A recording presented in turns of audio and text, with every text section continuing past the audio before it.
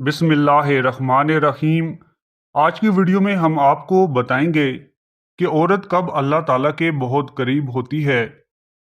وہ ایسے کون سے کام ہیں جن کو ان خاص اوقات میں کرنا اللہ پاک بہت پسند فرماتا ہے، اور جب عورت وہ کام کرتی ہے تو وہ اللہ تعالیٰ کے بے حد قریب ہو جاتی ہے، اور جب بندہ اللہ تعالیٰ کے قریب ہوتا ہے تو پھر اس کی دعائیں بھی اس وقت قبول ہو جاتی ہیں۔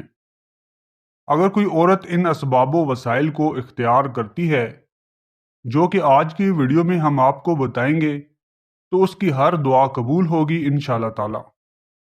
ان خاص اوقات میں اللہ تعالیٰ کو اپنی بندی پر بہت رحم آتا ہے، جس کی وجہ سے اللہ پاک اس کی سب مشکلات کو آسان کر دیتا ہے اور اس کی مانگی گئی کسی بھی دعا کو رد نہیں کرتا۔ آج کی ویڈیو میں ہم آپ کو وہ 3 وقت بتائیں گے۔ ان 3 وقتوں میں آپ کوئی خاص کام کرنا ہے اور اس وقت کو قیمتی بتانا ہے۔ حضرت ابو ہریرہ رضی اللہ تعالیٰ عنہ سے روایت ہے کہ نبی کریم صلی اللہ علیہ وآلہ وسلم نے ارشاد فرمایا کہ بندہ اپنے رب سے سب سے زیادہ قریب سجدہ کی حالت میں ہوتا ہے، لہٰذا تم سجدے میں خوب دعا کیا کرو۔ اس کی وجہ یہ ہے کہ انسان جب سجدہ کرتا ہے تو اپنے جسم کے سب سے افضل حصے کو اللہ پاک کی بارگاہ میں جھکا دیتا ہے۔ نہ صرف جھکا دیتا ہے بلکہ زمین سے لگا دیتا ہے۔ اس زمین پر جسے لوگ اپنے قدموں سے رونتے رہتے ہیں، یہ عاجزی کی انتہا ہے۔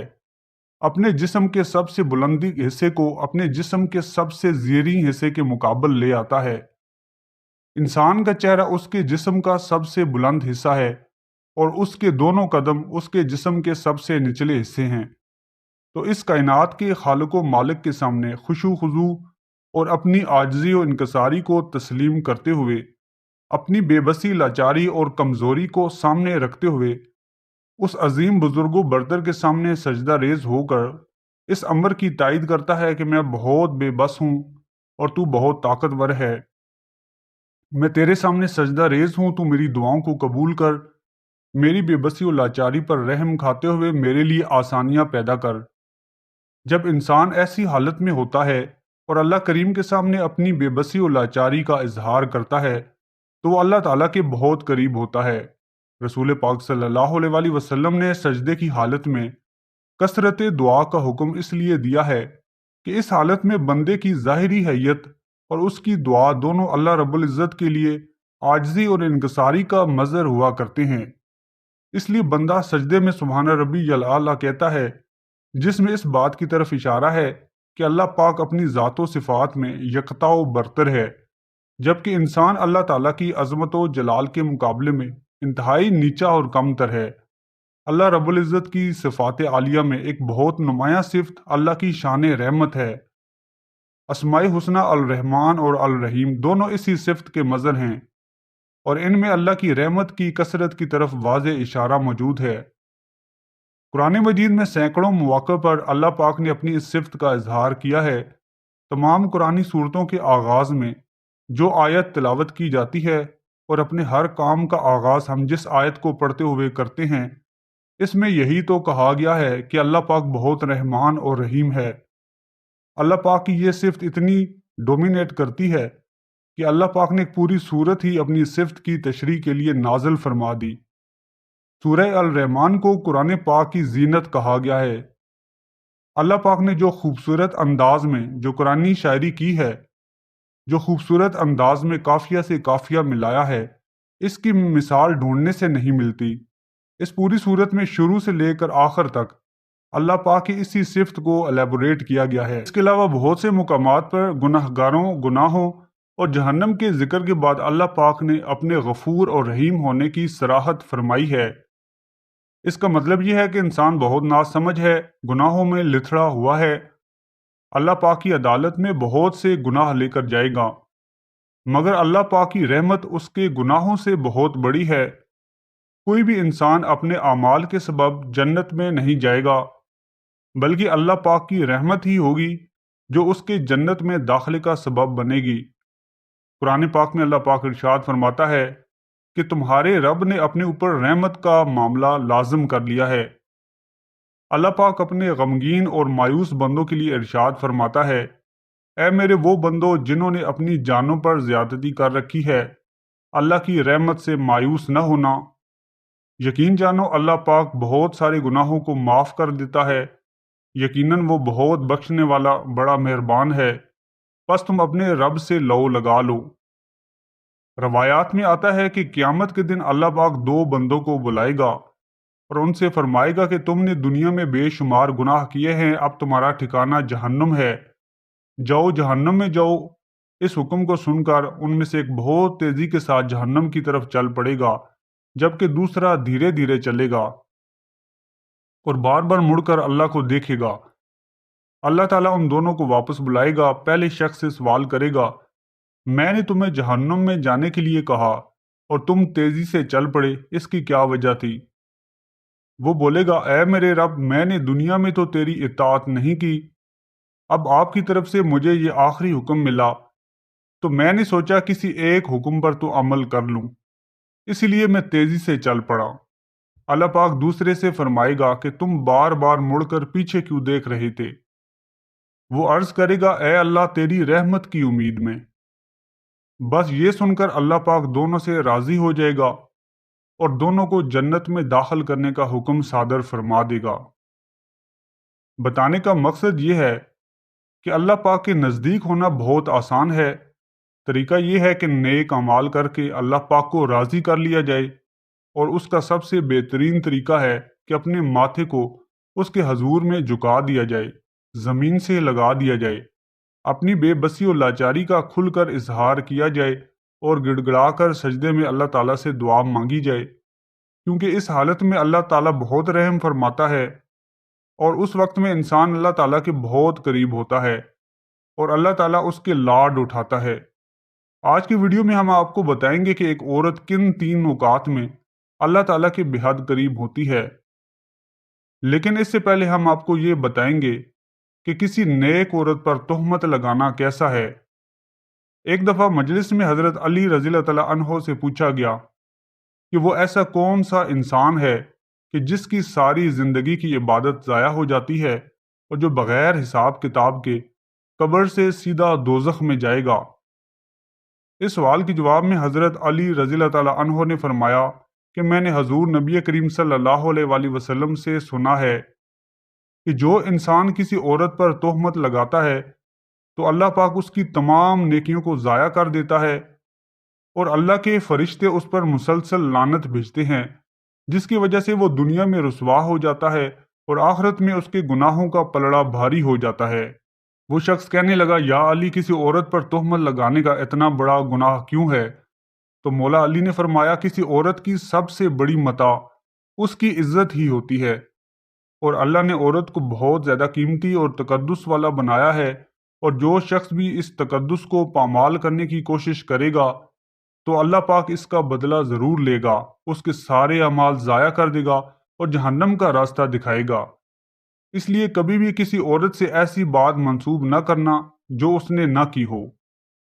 اب بات کرتے ہیں ان 3 اوقات کی جن میں ایک عورت اللہ تعالیٰ کے بہت قریب ہوتی ہے۔ مولا علی سے سوال کیا گیا کہ اللہ تعالیٰ کے سب سے زیادہ قریب کون ہے؟ فرمایا کہ اللہ پاک کے سب سے زیادہ نزدیک وہ عورت ہے جو اللہ پاک کے ڈر سے نامحرم سے پردہ کرتی ہے۔ اے شخص، یہ بات ذہن میں رکھنا کہ اللہ پاک نے عورت کو رحمت کا مجسمہ بنایا ہے تاکہ وہ گھر کو اللہ کی رحمت سے بھر دے۔ میں نے اللہ کے نبی صلی اللہ علیہ وآلہ وسلم سے سنا ہے کہ اللہ کریم نے ہر عورت کے لیے ایک فرشتہ کو مقرر کر رکھا ہے جو کہ اس کے دل کی فریاد کو سنتا اور فوراً اللہ کے حضور میں پیش کرتا ہے۔ لیکن افسوس کہ جب ایک عورت بے پردگی کے ساتھ زندگی بسر کرتی ہے تو وہ فرشتہ اللہ کی رحمت اس سے دور ہو جاتی ہے، اور ایسی عورت دکھ اور تکلیف کا شکار ہو جاتی ہے۔ یاد رکھنا کہ کبھی بھی کسی باپردہ عورت کا دل نہ دکھانا، کیونکہ نیک عورت کی دعا آسمانوں کو چیرتی ہوئی اللہ کی بارگاہ میں جاتی ہے اور اللہ پاک فوراً قبول فرماتے ہیں۔ محترم ناظرین، مولا علی کے فرمان سے یہ بات ثابت ہو جاتی ہے کہ جو عورت پردہ کرتی ہے اس پر اللہ پاک کی خاص رحمت کی نظر ہر وقت رہتی ہے، اور ایسی عورت اللہ کے بہت قریب ہوتی ہے۔ ایک عورت کے اللہ کے قریب ہونے کا دوسرا وقت وہ ہوتا ہے جب وہ اپنے گھر میں نماز ادا کرتی ہے۔ ایک مرتبہ ام حمید رضی اللہ تعالیٰ عنہا اللہ کے نبی کے پاس آئیں اور کہا کہ اے اللہ کے نبی صلی اللہ علیہ وآلہ وسلم، میرا جی چاہتا ہے کہ میں آپ کے ساتھ نماز پڑھوں۔ سوچیں، اس سے بڑی تمنا یا خواہش کسی انسان کی ہو سکتی ہے؟ اگر کسی انسان کو آپ صلی اللہ علیہ وآلہ وسلم کی امامت میں نماز پڑھنے کا شرف حاصل ہو جائے تو میرے خیال میں اس سے بڑی خواہش کوئی مسلمان کر ہی نہیں سکتا۔ مگر پیارے آقا کریم نے ارشاد فرمایا کہ میں جانتا ہوں کہ تم میرے ساتھ نماز پڑھنا پسند کرتی ہو، لیکن اگر تم گھر میں نماز پڑھو تو یہ زیادہ بہتر ہے۔ جو عورت چھپ کر نماز پڑھے گی وہ اس کے لیے زیادہ بہتر ہے۔ ام حمید یہ سن کر واپس چلی گئیں۔ اپنے گھر میں نماز کے لیے ایک ایسی جگہ مختص کی جو کہ بالکل کونے میں تھی اور جہاں پر ناکافی روشنی تھی، تاکہ کسی کی بھولے سے بھی نظر نہ پڑے۔ آقا کریم کی یہ صحابیہ پھر مرتے دم تک وہاں پر ہی نماز ادا کرتیں۔ اس حدیث سے ثابت ہوتا ہے کہ جب کوئی عورت اپنے گھر میں کمرے کے اندر اللہ کے حضور سجدہ ریز ہوتی ہے تو ایسے وقت میں وہ اللہ تعالیٰ کے بے حد قریب ہوتی ہے، اللہ پاک کی لاڈلی بن جاتی ہے، اور اس لاڈ میں اللہ پاک سے جو بھی مانگے اللہ پاک عطا فرماتے ہیں۔